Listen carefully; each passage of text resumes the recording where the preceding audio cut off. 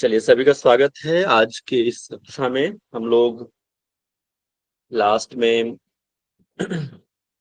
Gastro intestinal disorder देखा।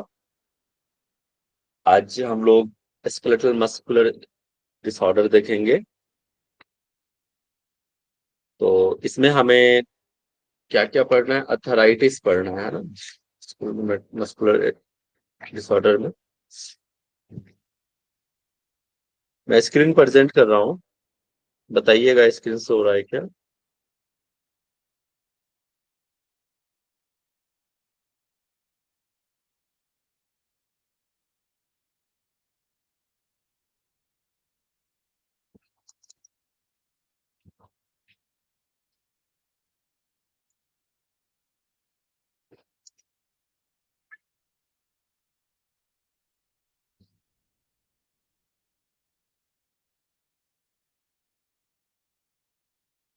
देखिए, इसमें क्या क्या टॉपिक हमें पढ़ना है। मस्कुलर स्केलेटल डिसऑर्डर में बैक पेन। स्क्रीन प्रेजेंट हो रहा है ना, दिख रहा है ना सबको? Yes sir. हेलो। हाँ जी सर, हो रही है। हो रही है सर। बैक पेन पढ़ना है, आईबीपीपी पढ़ना, intervertebral disc prolapse, lumbar spondylolysis and arthritis. ठीक है, सबसे पहले हम अर्थराइटिस ही पढ़ लेते हैं। तो संधिवात भी कहते हैं। अर्थराइटिस क्या होता है कि अर्थराइटिस वर्ड से क्या हम समझेंगे? आइटिस लग गया है तो इन्फ्लामेशन होना। कहाँ पे? संधि, मतलब ज्वाइंट्स पे, वन और मोर ज्वाइंट्स पे इन्फ्लामेशन होना ही अर्थराइटिस कहलाता है। ठीक है। Wear and tear of joints causes the degeneration of joints structure, results in the pain, swelling, stiffness in later stages of deformities. देखो कैसे धीरे धीरे जैसे जैसे एज बढ़ना होता है, ज्यादातर ये ओल्डर एज में ज्यादा होता है ना। यंगर टू ओल्डर एज में अर्थराइटिस का प्रॉब्लम ज्यादा होता है। Wear and tear of joints की वजह से जो है ज्वाइंट्स में क्या होता है, डीजेनरेशन आना शुरू हो जाता है, जिसकी वजह से उस ज्वाइंट्स पे पेन होना, स्वेलिंग आना, उसमें स्टिफ देखना, आप ओल्डर एज वाले स्टिफ हो जाती है, उनके ज्वाइंट्स पेन में ज्यादा दर्द होने लग जाता है, उनके जो साइनोवियल फ्लूइड्स है वो कम हो जाता है या बड़ा नहीं के बराबर हो जाता है, जिसकी वजह से ज्वाइंट्स आपस में क्या होता है, घर्षण करना लग जाता है। बिकॉज पेन, स्वेलिंग आना। ठीक है। आयुर्वेद में इसको संधिवात भी कहते हैं, अर्थराइटिस को। Aggravated doses attacks the weak joints and causes the, अगर जहां पे ये वीक जॉइंट्स पूरा कमजोर हो जाता है वहां पे ज्यादा ये धीरे धीरे अटैक करता है ये संधिवात। There are many types of arthritis. Osteoarthritis जिसको हम अस्थिगत वात कहते हैं आयुर्वेद में, एंड रूमेटाइड अर्थराइटिस जिसको संधिगत वात कहते हैं, अमावात भी इसको कहते हैं। मेनली ये दो टाइप्स होते हैं, इसके अलावा भी कई प्रकार हैं, जैसे कि गाउट हमें पढ़ना है ना। तो ऑस्टियो अर्थराइटिस ये क्या है? एक ये ऑटो इम्यून डिजीज है, समझे? जब आप ऑस्टियोआर्थराइटिस पढ़ेंगे या फिर रूमेटाइड, ये अर्थराइटिस ही ऑटो इम्यून डिजीज कहलाता है। ऑस्टियोआर्थराइटिस में जैसे स्टिफनेस हो गया, ज्वाइंट्स पेन, स्वेलिंग, ये ज्यादातर होता है और ओल्डर एज में ज्यादा होता है। ये जेनेटिक्स भी हो सकता है। अब इसको कैसे ट्रीट करते हैं? जैसे लाइफ स्टाइल आपको अच्छे से रखना है, life style modification, exercise proper करनी है, और हीट ट्रीटमेंट आप ले सकते हैं, ठंडा गर्म का सेक जो कहते हैं वो आप ले सकते हैं, फिजियोथेरेपी ले सकते हैं, मेडिकेशंस, और कई केसेस में सर्जरी भी करवानी पड़ जाती है। ठीक है।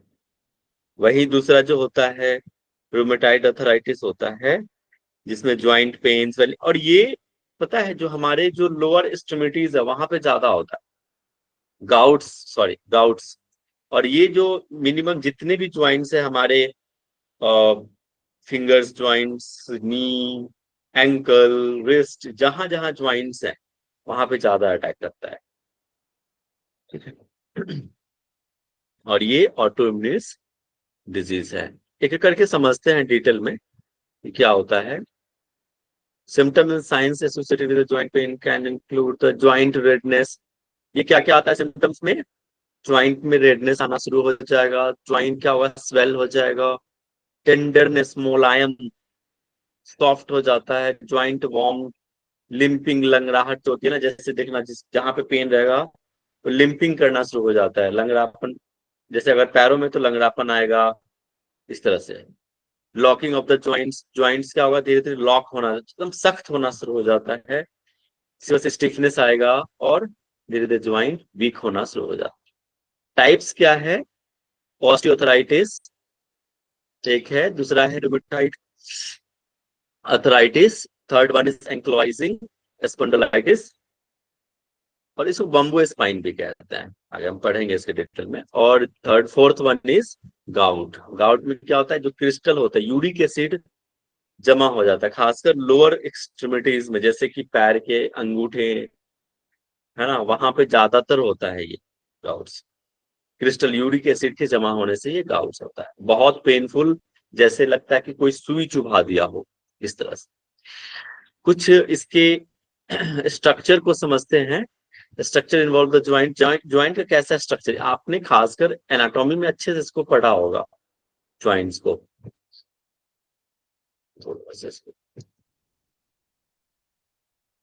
Articular surface of the bones, इसमें जो जो कंटेंट यूज हुआ है, क्या क्या चीजें रहती हैं ज्वाइंट्स में। एक तो articular surface of the bones, देखो कहाँ पे है ये, this one is the articular, sorry,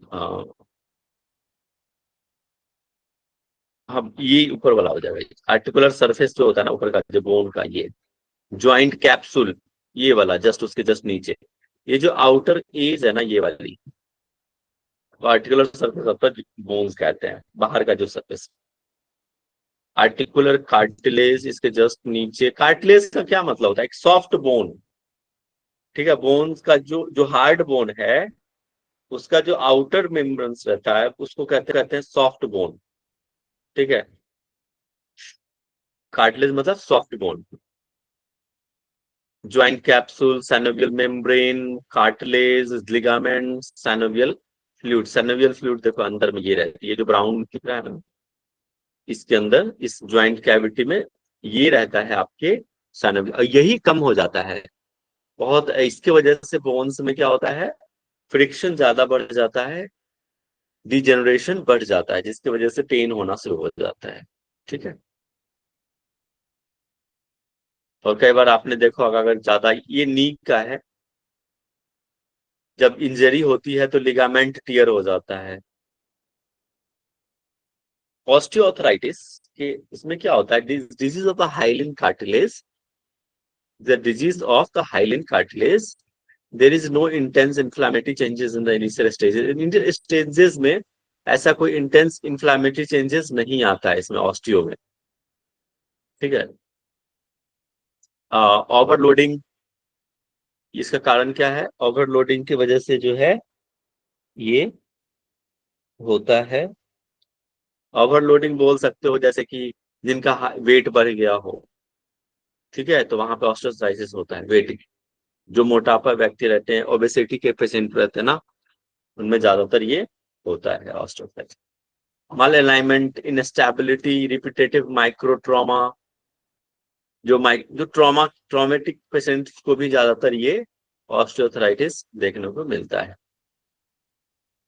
as, जैसे जैसे एज बढ़ेगा वैसे वैसे आपका बोन्स की डिजेनरेशन बढ़ना शुरू हो जाता है। Altered forces across the joint which include the cartilage degeneration, loses its inability to absorb the even, हाँ देखो क्या होता है, धीरे धीरे देखो, एक ना शॉक ऑब्जॉर्वर रहता है बोन्स में, हल्का जो रहता है ना, वो आपके, जैसे कोई चीज का धक्का लग गया तो क्या होता है, वो इम्पैक्ट नहीं करता है डायरेक्टली बोन को, बोलते शॉक ऑब्जॉर्वर्स। आपने बाइक में भी देखा होगा, उस तरह से हमारे बोन्स में भी रहते हैं। लेकिन अगर वो डैमेज हो गया तो फिर हमारे डायरेक्टली बोन्स को इफेक्ट करता है, ज्वाइंट्स को इफेक्ट करता है। It loses its ability to absorb even normal stress, और ये स्ट्रेस के कंडीशन में भी होता है धीरे धीरे degeneration.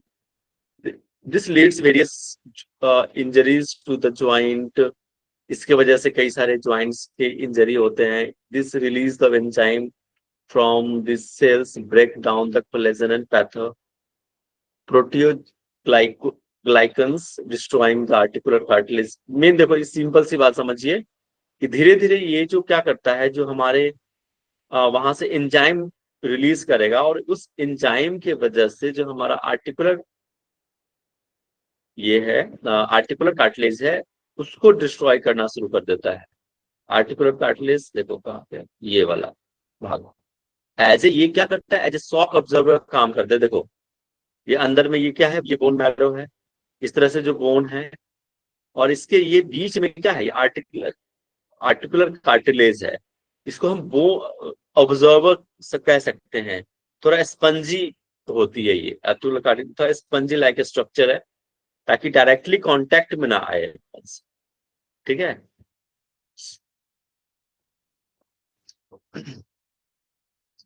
The joint space is progressively lost over a period of time. धीरे धीरे क्या होता है, वो जो over a period of time जो है धीरे धीरे प्रोग्रेसिवली जैसे ओल्डर एज आएंगे, वो गैप जो है दोनों बोन्स के बीच कम होना शुरू हो जाता है। Formation of new bone at the margin of the joint. आपने ये पढ़ा होगा ऑस्टियोफाइट्स। ये क्या होता है, धीरे धीरे छोटे छोटे बोन्स का डिजेनरेशन स्टार्ट हो जाता है। इसमें नहीं है, मैं एक इमेज दिखाता हूँ, जस्ट 1 मिनट।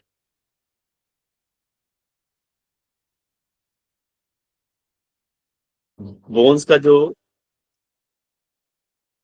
डिजेनरेशन, छोटे छोटे बोन्स जो बनते हैं ना, उसके वजह से ये दिख रहा है इमेज आप लोगों को। हेलो, इमेज दिख रहा है सबको? जी यस सर। सर। सर ये देखो, ये जो है ना हेल्दी ज्वाइंट है, देखो कितना स्मूथली है, सैनोवियल फ्लूइड है, प्रॉपर है। लेकिन जैसे ऑस्टियोथराइटिस में देखो कैसे धीरे ये दो साइड में ना, ये तो पहले तो इरोजन आ गया है बोन्स में, ये गैप कम हो गया है, फ्लूइड कम हो गया है। ठीक है। और धीरे धीरे छोटे छोटे बोन्स का फॉर्मेशन भी शुरू हो जाता है साइड में, जिसके वजह से जैसे कोई चुभने के जैसा फील होता है। यहाँ पे भी वैसे ही है रोमेटाइड में। देखो ये रेडनेस यहाँ पे सब ब्लड का भी क्लॉटिंग आना शुरू हो जाता है। जब हम रोमेटाइड पढ़ेंगे ना, इसको मैं फिर से दिखाऊंगा। अब ये आप ये देखो, ठीक है, ऑस्टियोफाइट। समझिए जो न्यू बोन का जो फॉर्मेशन होता है उसको हम कहते हैं ऑस्टियोफाइट। आपने पढ़ा होगा ऑस्टियोफाइट, ऑस्टियोक्लास्ट, ये सब पढ़ा होगा। 4 फॉर्मेशन होते हैं, 4 उसमें डिवीजन है, पता है ना आपको? पढ़ा है ना ये चीजें? नहीं पढ़ा? हेलो, तो ये ना सर। घुटने के साथ जैसा होता है, 4 पार्ट में पढ़ा है होता ना? ऑस्टियोक्लास्ट, ऑस्टियोफाइट्स, ऑस्टियो, दो और होते हैं, अभी याद नहीं आया मुझे, इस तरह से ऑस्टियोक्लास्ट ऐसा कुछ है, 4 है। The joint space is progressively lost over period of time cause inflammation. वही है सेम चीज, जो इन्फ्लामेशन की वजह से धीरे धीरे जो है गैप दोनों ज्वाइंट्स के बीच वो कम होना शुरू हो जाता है। यहाँ ये देखो, यहाँ पे हेल्दी ज्वाइंट्स है, और ऑस्टियोआर्थराइटिस में क्या है, देखो इस तरह से धीरे धीरे इरोजन या टूटना शुरू हो जाता है बोन्स में। ठीक है। एक्सपोज्ड बोन ब्रेक डाउन होना शुरू हो जाएगा, टूटना शुरू हो जाएगा, फ्लूइड्स कम हो जाते हैं।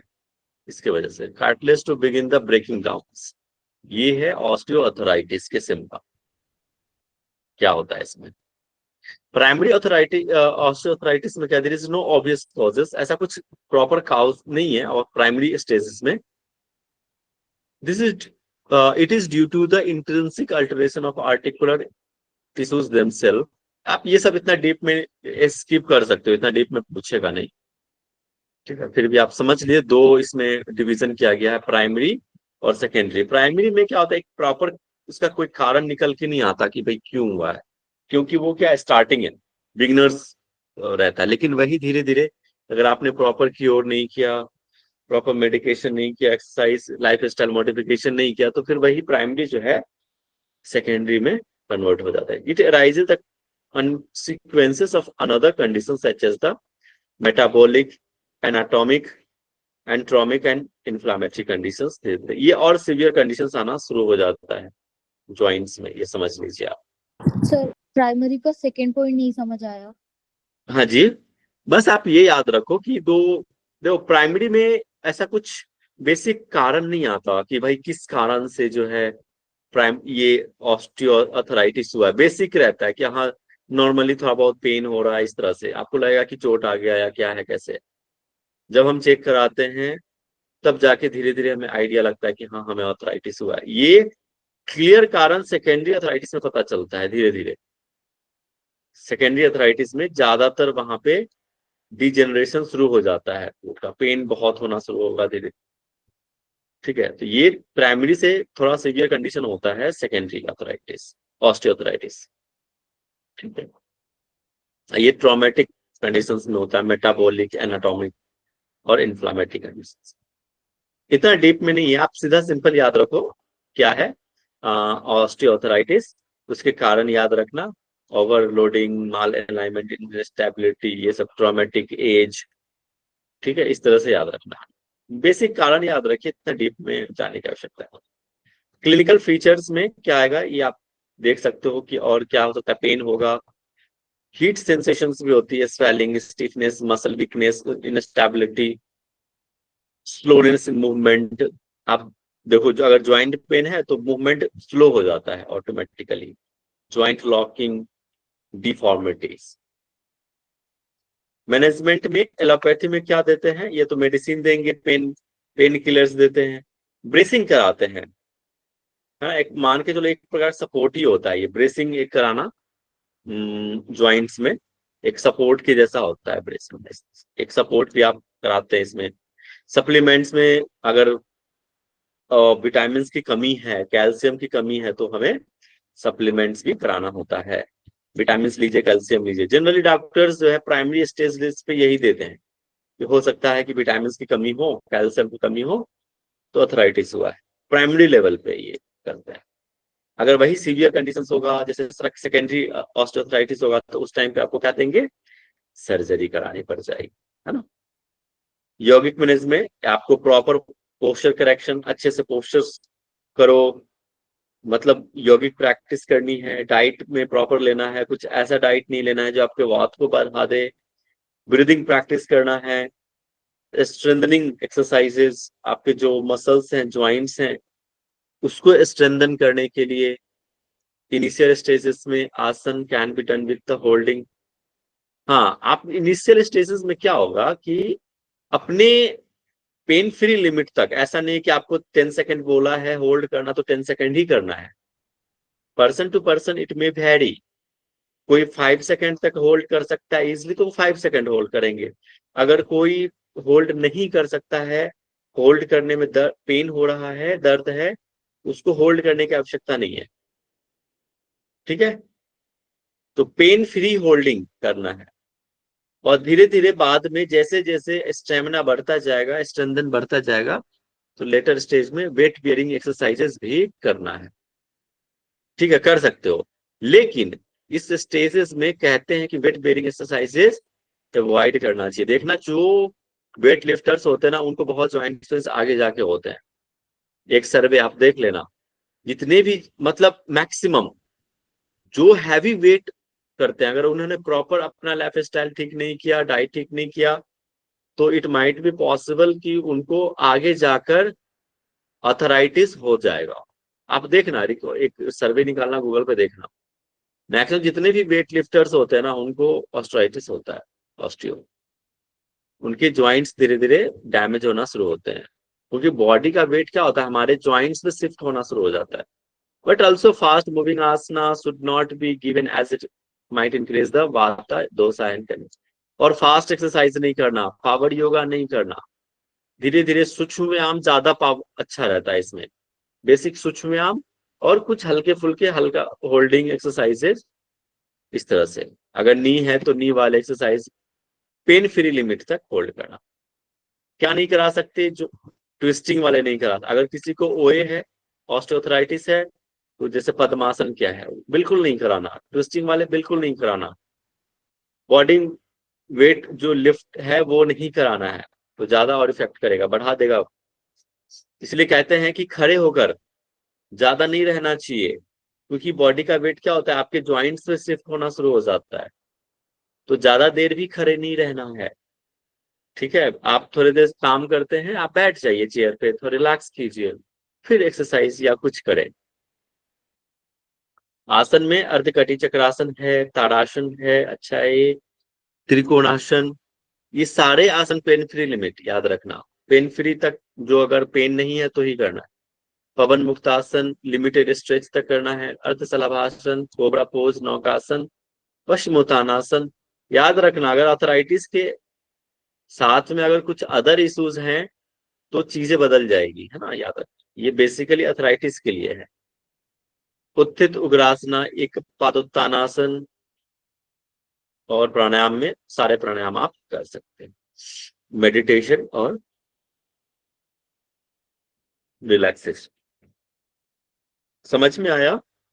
ऑस्टियो रूमेटाइड हम बताते हैं आपको। रूमेटाइड में देखो क्या होता है,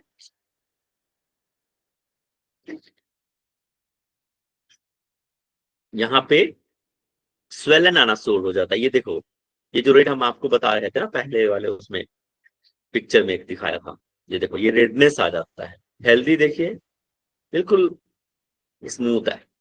स्वेलन इन्फ्लेमेशन सैनोवियल मेम्ब्रेन, इसमें सैनोवियल मेम्ब्रेन में इन्फ्लेमेशन आ जाएगा, कार्टिलेज वियर्स अवे। ये देखो इसमें भी गैप शुरू हो जाता है, रिड्यूस हो जाएगा गैप। इसमें सैनोवियल फ्लूइड भी कम हो जाता है, इरोजन आना शुरू हो जाएगा। देखो यहाँ पे ना, ये क्या इरोजन है, बोन्स का इरोजन, टूटना धीरे धीरे। और ये देखो ये ब्रेक डाउन भी होगा इसमें बोन्स में। ये क्या कहलाता है, rheumatoid arthritis. Smaller joints involve first with involvement of the symmetric joints. अब देखो ये क्या कह रहा है कि स्मॉलर जॉइंट्स, रूमेटाइड जनरली कहाँ होता है, हमारे फिंगर्स में, छोटे छोटे जो जॉइंट्स है ना वहां होते हैं मैक्सिमम। और जो ऑस्टियो होते हैं जैसे कि नी, एल्बो, रिस्ट, यहाँ पे ऑस्टियो होता है। छोटे जॉइंट्स में नहीं होते जनरली, नी, एंकल। और वही रिमोटाइड जो होता है स्मॉलर जॉइंट्स में, फिंगर्स के जॉइंट्स वहां पे होता है। और ऐसा लगेगा कि कोई सुई चुभ रहा है, इस तरह से फील आती है जॉइंट्स में। डिफॉर्मिटीज हो जाते हैं बहुत, आपने देखा होगा कि पैरों के हाथों के जो फिंगर्स हैं डिफॉर्मिटीज हो जाते हैं, अलग तरह का वो स्ट्रक्चर्स बन जाता है जॉइंट्स में। Inflammation of synovial because of own immune system, antigen antibody की वजह से synovial membranes become the swollen, peripheral symmetrical erosive polyarthritis. कई सारे जॉइंट्स पे ये होता है। हाथ की कई सारे, सिमेट्रिक बोल रहा है ना, सिमेट्रिक मतलब कई सारे, पांचों उंगलियां या 10 उंगलियों में भी हो सकता है अक्सर। Synovial at its junction with one bone and cartilage release the certain enzyme which further causes the erosion of bone and cartilage। ये क्या करता है, ये एक एंजाइम रिलीज करता है जिसके वजह से ये जो है बोन का इरोजन होता है या कार्टिलेज का इरोजन। द कार्टिलेज स्टार्ट डिजेनरेटिंग और demineralization of the bone। Joint destruction with loss of cartilage and bone results in deformities, partial isolation of the fissure। Same वैसे ही डिस्ट्रक्शन होना शुरू हो जाता है, डिफॉर्मिटीज होना शुरू हो जाता है जॉइंट्स में। क्लिनिकल फीचर्स क्या होता है रूमेटाइड में, मॉर्निंग में जब आप उठोगे तो ऐसा लगेगा कि स्टिफ है।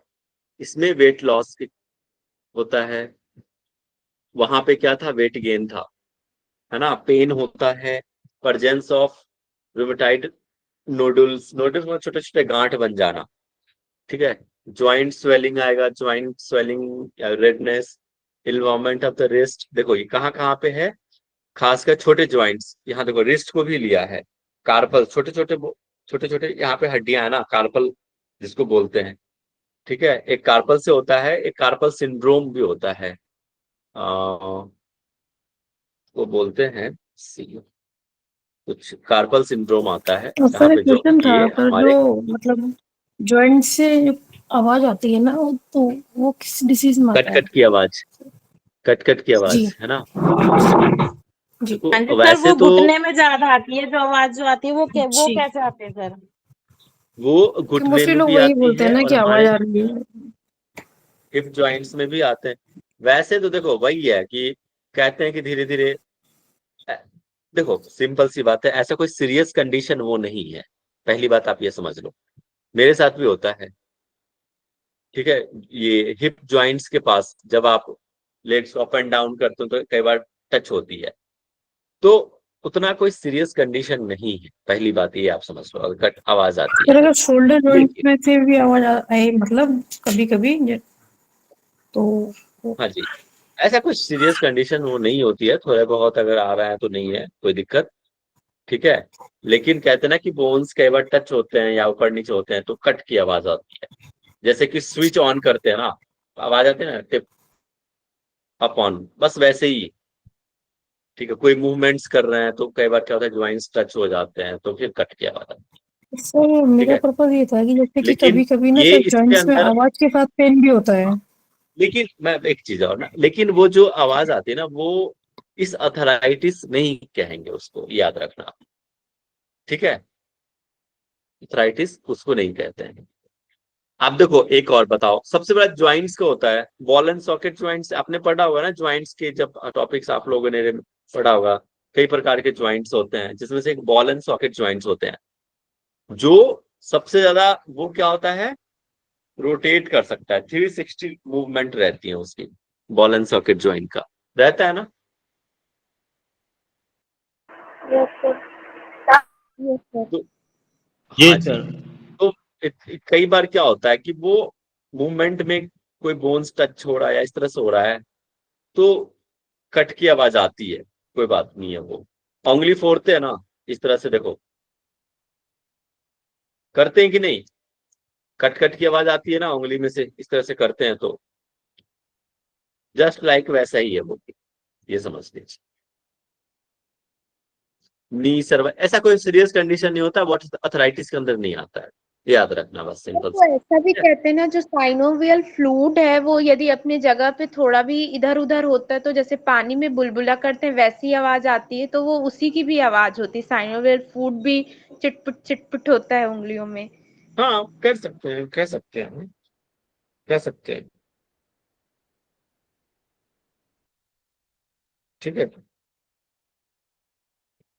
इसके बाद आता है वेट लॉस पे प्रेजेंस ऑफ रूमेटॉइड नोडुल्स। ठीक है, involvement of cervical spine, TMJ. TMJ बता सकता है क्या होता है एनीवन? टेम्पोरो मैंडिबुलर ज्वाइंट होता है ये कहाँ होता है हमारे टीएमजे? माउथ में। ठीक है, माउथ में होता है ये joint, TMJ. Shoulder and elbow, rest of the spine is less involve. खासकर देखो सर्वाइकल को बोला है, सर्वाइकल इस तरह देखा आपने, कट कट की आवाज पीछे गर्दन की आती है ना, लेकिन बाकी rest of the spine involve नहीं होता, सिर्फ सर्वाइकल ही सर इन्वॉल्व ये होता है, ये आप टीएमजी याद को रखो। टॉन्सिल्स में जो पेन होता है वो टीएमजी वाला ही होता है ना? क्या जी? टॉन्सिल्स बोलते हैं जब दर्द हो रहा है जबड़े में, ये टॉन्सिल्स निकलते हैं ना तो वो पेन होता है ना, तो टीएमजी में ही आता है क्या वो? डायरेक्ट टॉन- जॉ देखते हैं, जॉ होता है टीएमजे, टेम्पोरोमैंडिबुलर ज्वाइंट्स होता है वो। ठीक है, स्लाइडिंग हिंज ज्वाइंट होता है ये, जॉ बोन स्कल्स में होता है। देखो ये है, इस तरह से आपने देखा होगा कई लोगों को, इस तरह से डिफॉर्मिटीज आ जाती है ज्वाइंट्स में। देखो ये एक्सरे है, इसका ये है, दोनों पिक्चर्स मैंने ऐड करी है। जो कई बार होता है ना कि एक्सरे कराने के लिए भेजते हैं तो इस तरह से समझ में आ जाता है उनके ज्वाइंट्स की डिफॉर्मिटीज की किस लेवल का है, इस तरह का। ठीक है? Extra articular tenders, nodular formation, vasculitis, inflammation of, vasculitis होता है inflammation of blood vessel, carpal tunnel syndrome, हाँ इसी के बारे में बोल रहा था, कार्पल टनल सिंड्रोम, ये रिस्ट या एल्बो पेन जब होता है ना तो उस टाइम पे होता है carpel tunnel syndrome. Pulmonary effusion, pulmonary effusion होता है जैसे कि प्लूरा होता है जो हमारे लंग्स और कह सकते हैं ना उसके बीच में एक पतला सा एक लेयर्स जो है आ जाता है। एब ये फ्लूइड किसके बीच में, एक प्लूरा एक होता है लंग्स और wall of the chest, chest के जो वॉल होते हैं और प्लूरा के बीच जो टिश्यू है उसके बीच में एक पतला सा, एक समझ लीजिए कोई फ्लूइड जमा हो गया, वहां पे कलेक्शंस हो गया, उसी को कहते हैं पल्मोनरी इफ्यूजन। बट पेरिकार्डिटाइटिस, ये हो गया पेरी मतलब सराउंडिंग्स, उसके आसपास, कार्डिक मतलब हर्ट, कार्डियल इन्फ्लामेशन जो हर्ट के आसपास हुआ उसको कहते हैं पेरिकार्डिटाइटिस इन्फ्लामेशन। एनीमिया, ब्लड की जो कमी होती है, नहीं। ऑस्टियोपोरोसिस, कैल्शियम के डिजेनरेशन से होता है ये ऑस्टियोपोरोसिस, ये वर्ड आपने जनरली सुना होगा कि ऑस्टियोपोरोसिस हो गया मतलब कैल्शियम का डिजेनरेशन। मैनेजमेंट में क्या देते हैं एलोपैथी वाले, पेन किलर्स देंगे, एनाल्जेसिक या फिर एंटी इंफ्लामेटरी ड्रग्स देंगे, ठीक है, रूमेटाइड ड्रग्स देते हैं, एंटी रूमेटाइड ड्रग्स देंगे वो, DMARD, ग्लूकोकार्टिकॉइड्स देते हैं, steroid reduce the pain and inflammation, वो क्या करता है आपके पेन को, इन्फ्लामेशन को क्या करता है, रिड्यूस कर देता है ग्लूकोकार्टिकॉइड्स। ये जनरली आपके जो एलोपैथिक डॉक्टर होते हैं ना ये प्रिस्क्राइब करते हैं। स्प्लिंटिंग सपोर्ट होता है, ये स्पेलिंग मिस्टेक है, स्प्लिंटिंग है ये, हाँ स्प्लिंटिंग। और फिर लास्ट जो ऑप्शन बह जाता है वो है सर्जरी का, अगर कुछ ऑप्शन नहीं बच जाता लास्ट तो फिर वो सर्जरी करना पड़ जाता है, ठीक है। स्प्लिंटिंग मतलब एक सपोर्ट होता है स्टेबलाइज करने के लिए। यौगिक मैनेजमेंट में सारे प्राणायाम आप कराइए, इनको शुद्धि क्रिया करना चाहिए, मेडिटेशन और रिलैक्सेशन है आसन में, नन वेट बियरिंग आसन आपको कराना है with minimum stretching and mobility exercise. जैसे कि नन वेट बियरिंग एक्सरसाइजेस कौन सा नहीं कराओगे, जैसे चेयर पोज हो गया वो नहीं कराना, जो ज्यादातर खड़े होके जो होना उसको अवॉइड करना है, ठीक है। ट्विस्टिंग वाले एक्सरसाइजेस अवॉइड करना, जैसे कि कटी चक्रासन हो गया, इस तरह की चीजें अवॉइड ना। कंट्राडिक्शन क्या नहीं कराना है उसमें, बिल्कुल शीर्षासन तो बिल्कुल नहीं कराना चाहिए, सर्वांग आसन और हलासन आप वेरी डेंजरस, ये बिल्कुल नहीं कराना है, पद्मासन भी नहीं कराना है। किस स्टेज में, डेवलप स्टेज में, अगर पूरा डेवलप हो चुका है तो उस टाइम पे भी पद्मासन आपको नहीं कराना चाहिए, तो और बढ़ जाएगा, नी अगर है तो नी की इंजरी हो जाएगी। अंकलाइटिस, हाँ जी कराना चाहिए सर, क्या? ट्विस्टिंग जो योगाभ्यास है क्यों नहीं कराना चाहिए, कटी चक्रासन क्यों नहीं कराना चाहिए? तो देखो स्वामी वहां पे, सत्यानंद तो लिखता है। देखो कटी में अगर देखो पेन है ना तो डीजेनरेशन और स्टार्ट हो जाएगा, वहां पे क्या होता है कार्टिलेज जो है डैमेज कर सकता है ट्विस्टिंग में। आप मत्स्येंद्र आसन कर रहे हो, नी में नी पेन है, अगर आप मत्स्येंद्र आसन करोगे या वक्रासन करोगे तो बढ़ जाएगा पेन, जी सर वो तो बढ़ ठीक जाएगा। है, समझ रहे हो। ट्विस्टिंग वाले जी सर। आसन करोगे, पद्मासन करोगे, बढ़ जाएगा पेन।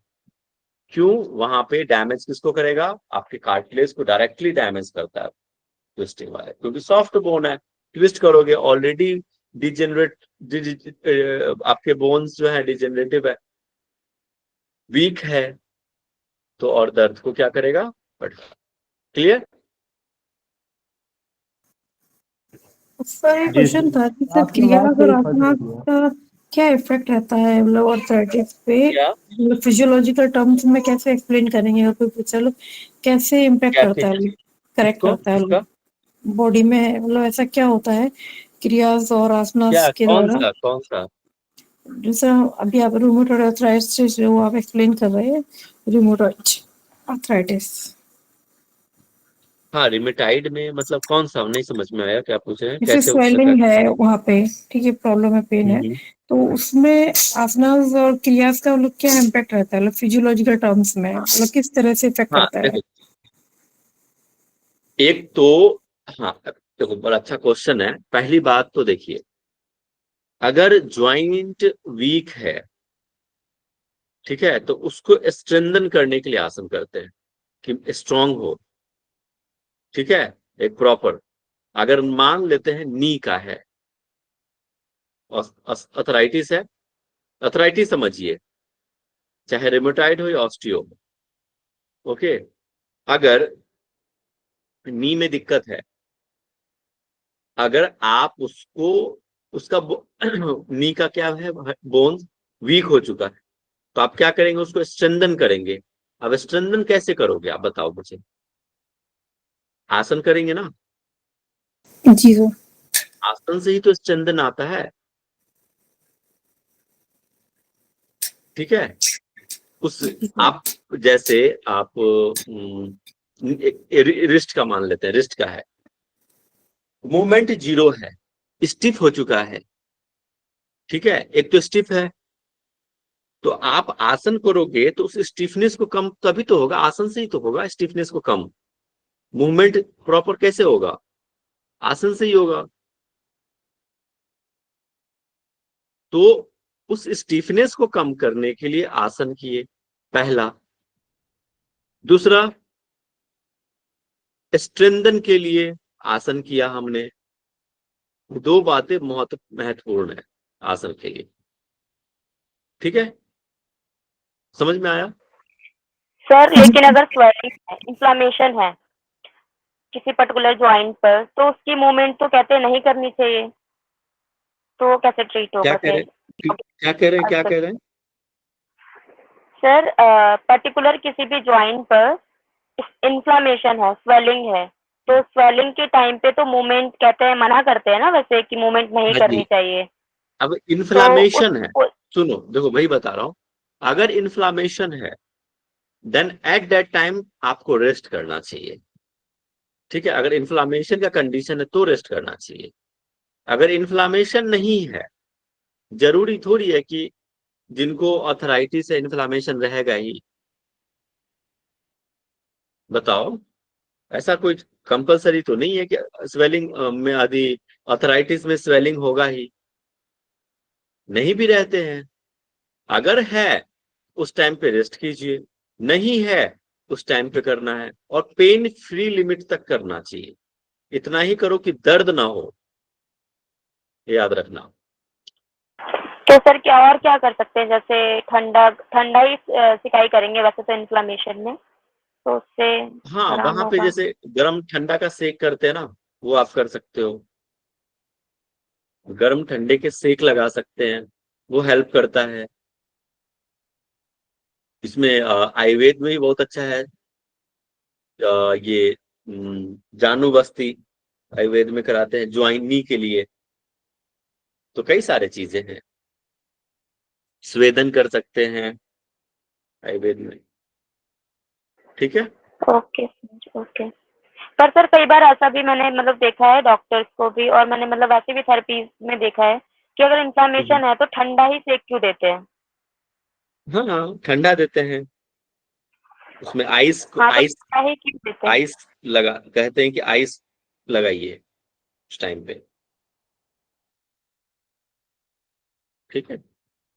और नेचुरोपैथी में कहते हैं कि ठंडा गर्म का सेक दोनों देते हैं, तो ओके। डिपेंड करता है। लेकिन स्वेलिंग में अवॉइड ही करना चाहिए, गर्म से ठंडा ही देना चाहिए स्वेलिंग के कंडीशन में, क्योंकि ऑलरेडी वहां पे इन्फ्लामेशन है, और जैसे ही गर्म दोगे ना तो और इन्फ्लामेशन को बढ़ा देगा फिर, हाँ ठीक है। जी सर, वही। हम्म। तो उस टाइम पे कोशिश करना, अवॉइड ही करना चाहिए स्वेलिंग के कंडीशन। अंकलोइजिंग स्पॉन्डिलाइटिस, जिसको हम बॉम्बो स्पाइन भी कहते हैं, ये नाम याद रखना, बॉम्बो स्पाइन, और इसके अन्य नाम अंकलोइजिंग स्पॉन्डिलाइटिस। सेम इसमें भी क्या हो गया, स्पॉन्डिलाइटिस मतलब आपके इन्फ्लामेशन आना, कहाँ पे, स्पाइन में। अब देखो ये हेल्दी स्पाइन है, आप देखना ये प्रॉपर इस तरह से कर्व रहता है, एस शेप लाइक स्ट्रक्चर्स रहते हैं, एस। लेकिन जैसे ही जो जिनके बम्बू लाइक स्ट्रक्चर है, एकदम सीधा। आपने बम्बू या बांस को देखा होगा, एकदम बिल्कुल क्या सीधा रहता है, वैसी स्पाइन हो जाती है। यहाँ देखो इस जगह पे लंबर के पास, ये क्या है, लंबर है ना, यहाँ पे देखो बिल्कुल स्ट्रेट है ना, ये बिल्कुल स्ट्रेट, इसलिए कहते हैं इसको बम्बू स्पाइन, सीधे की वजह से। ये कब किस कंडीशन में ज्यादातर होता है, अगर आपने ज्यादा वेट लिया, अपने बच्चों को देखना, वेट रहता है वो आगे की तरफ झुक के चलते हैं वो, क्योंकि पीछे वेट है, तो उस वेट को मैनेज करने के लिए, बैलेंस करने के लिए बॉडी को आगे की तरफ, गर्दन को आगे की तरफ झुकाते हैं इस तरह से, है ना, ये कर्व बनाते हैं, जिसकी वजह से उनको क्या होता है, बम्बू स्पाइन जल्दी होता है, जिसको अवॉइड करना चाहिए। बहुत लोग मोबाइल यूज करते हैं इस तरह से, उनको भी बहुत, या लैपटॉप यूज करते हैं, उनको भी बम्बू स्पाइन बहुत होता है। This the autoimmune disease usually occurs in young male, खासकर ये नवयुवक को ज्यादा होता है। Inflammatory condition affecting spine downward to upward, sacroiliac joint and the peripheral joint. Sacroiliac joint कहाँ होता है, SI ज्वाइंट कहते हैं इसको, सैक्रम और इलियक सबसे लोअर में Iliac. है यहाँ, ठीक है, Iliac bone. हाँ जी, वहां पे ये ज्यादा ये इफेक्ट करता है, ये स्पाइन के सैक्रम और इलियक के पास, सैक्रो इलियक ज्वाइंट कहते हैं इसको। Presentation of peripheral is similar to RA, but joint destruction and erosion are not too so severe. RA के जैसा ही होता है, ये भी थोड़ा सा सिमिलर है, जिसका पेरिफेरल्स जो है। पैथोफिजियोलॉजी समझिए, inflammation at the side of the attachment of the ligament to bone is known as the enthesopathy and the primary characteristics of the ankylosing. ये आप छोड़ सकते हो, आपके एग्जाम में इस तरह डीप में पैथोफिजियोलॉजी नहीं पूछेगा, आप यू कैन अवॉइड इट, ये तो ज्यादा कंफ्यूज कर जाओगे। ये थोड़ा सा हाई लेवल का मैंने ऐड कर दिया ना, आप डिटेल में मत जाओ। Clinical features, low back pain होगा इसमें, हाँ ये समझ लीजिए। Stiffness in the morning improves with exercise and movement. इसमें लो बैक पेन होगा, स्टिफनेस रहेगा, लेकिन जब आप मॉर्निंग स्टिफनेस रहेगा, लेकिन एक्सरसाइज से और मूवमेंट से आप क्या होगा, इसको रिलीव कर सकते हैं। Pain at the site of the tendon, lose of lumbar lordosis, loss of the lumbar lordosis, forward bend posture, ये क्या है हमारे क्लिनिकल फीचर्स है। आगे की तरफ बॉडी क्या होता है, झुक जाता है। में भी होगा क्या, यदि किसी पर्सन को काइफोसिस है तो क्या उसको बैम्बू स्टिक, सॉरी ये वो होगा हम सर? पढ़ाएंगे आपको, काइफोसिस, जी। लार्डोसिस, ठीक है, आगे हम पढ़ेंगे ना, उसमें नोट पढ़ेंगे क्या होता है, काइफोसिस क्या होता है, लार्डोसिस क्या होता है, ठीक है। एक और होता है सास से, काइफोसिस, लार्डोसिस एंड एक और होता है, मुझे याद नहीं आ रहा है, जस्ट स्कोलियोसिस सर। हाँ स्क्लेरोसिस, ठीक है, स्क्लेरोसिस। ये मैं एक और टॉपिक पढ़ा देता हूँ, टाइम है अपने पास 5 मिनट, अभी देख लेता हूँ। इसके बाद मैनेजमेंट में, इसमें पेन किलर देते हैं मेडिसिन में, और एंटी इंफ्लेमेटरी ड्रग्स, ये एलोपैथी में जनरली देते हैं वो लोग। हमें काम है किससे, यौगिक मैनेजमेंट से, ये पूछते हैं। सारे टेक्निक्स, प्राणायाम के सारे टेक्निक्स आप कर सकते हैं, चेस्ट एक्सपेंशन वाला कर सकते हैं, क्यों, क्योंकि जो अपर स्पाइन है वो क्या है, बिल्कुल कर्व हो गया है। अगर आप चेस्ट एक्सपेंशन वाला, चेस्ट एक्सपेंशन एक्सरसाइजेस बताओ कौन सा होगा, कैटन का सर भुजंगासन, भुजंगासन, उत्तरासन, भुजंगासन, आर्द्रियासन, हस्तोत्तानासन, ताड़ासन और कटिचक्रासन भी होगा सर। ठीक है, बहुत बढ़िया, चक्रासन भी हो। तो ये चेस्ट एक्सपेंशन एक्सरसाइजेस आप इनको दे सकते हैं, इससे क्या होगा, लंग्स की कैपेसिटी भी बढ़ेगी, और अपने को इसीलिए प्राणायाम कराते हैं ताकि आपकी लंग्स की कैपेसिटी भी इंक्रीज करे। आसन में with in pain free limit तक आपको वो आसन कराने हैं, सूर्य नमस्कार करा सकते हैं। बैक पेन भी अगर साथ में है तो फॉरवर्ड बैंड अवॉइड करना है। चेस्ट ओपनिंग आसन में जैसे भुजंगासन, धनुरासन, ताड़ासन, ताड़ासना भी करीब करीब कहते हैं कि ये वो है ओपनिंग एक्सरसाइज है। अर्ध कटी चक्रासना, कमर पे हाथ रख के बैक बेंड जो करते हैं। इसके बाद ट्विस्टिंग खुदराकर्षण, अर्ध मत्स्येंद्रासना, ऑल्सो गुड। बैक बेंडिंग सेतुबंध आसना, राज कपोत आसना। आपके फिजिकल कंडीशंस को देखते हुए जो बिगिनर्स होंगे वो राज कपूत आसन नहीं कर पाएंगे, तो सिंपल करो, सेतुबंध कर लो, है ना। फ्रंट बैंडिंग पश्चिमोत्तानासन, ये एक्चुअली जनरली अगर ज्यादा बैंडिंग है ये अवॉइड करना चाहिए पश्चिमोत्तानासन। इसमें आप कर सकते हैं क्या, पूर्वोत्तानासन, ठीक है, ये नहीं।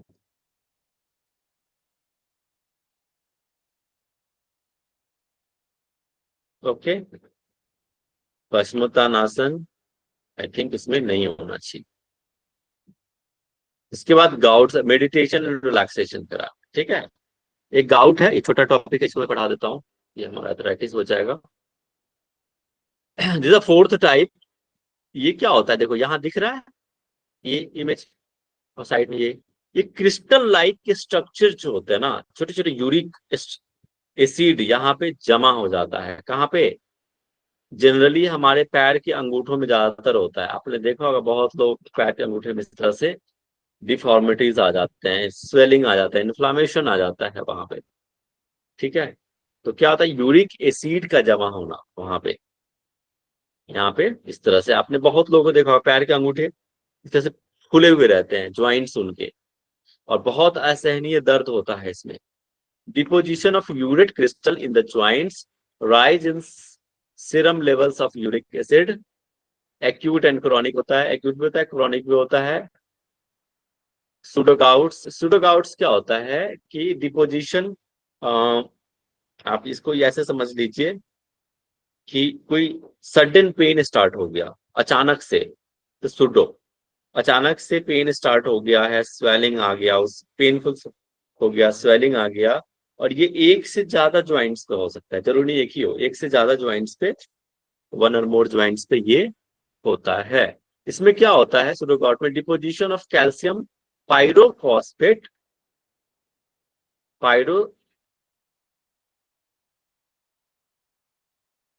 पायरोफॉस्फेट होगा इस, है ना, क्रिस्टल यहाँ पे जमा हो जाता है। कैल्सिफिकेशन ऑफ द कार्टिलेज, कैल्सिनोसिस कहते हैं इसको, ठीक है। याद रखना कैल्शियम पायरोफॉस्फेट होगा ये, फॉस्फेट, पायरोफॉस्फेट ही है, फॉस्फेट है, ठीक है। कैल्शियम पायरोफॉस्फेट याद रखना।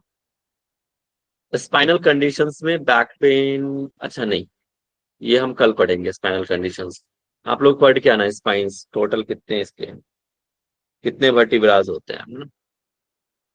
ये हमारा टोटल अर्थराइटिस हो गया है, कल हम नेक्स्ट टॉपिक पढ़ेंगे। तो any doubt, any question you can ask.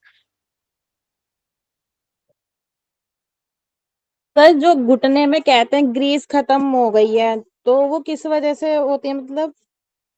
देखो, एक तो ओल्डर एज की वजह से होता है, धीरे धीरे आयु बढ़ती है तो होता है, ठीक है। और दूसरा होता है एक्सेस, अगर आपने एक्सरसाइज भी करी है धीरे धीरे तो डीजेनरेशन आना शुरू हो जाता है उसमें। बहुत अगर किन्हीं का नी का मूवमेंट के बहुत ऐसे कुछ काम है, वर्क है, तो उनमें ज्यादा होता है।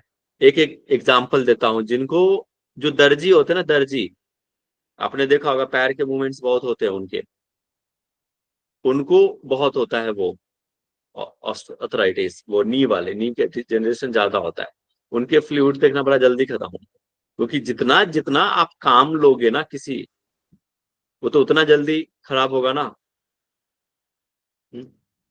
सर जो कार्पल सिंड्रोम्स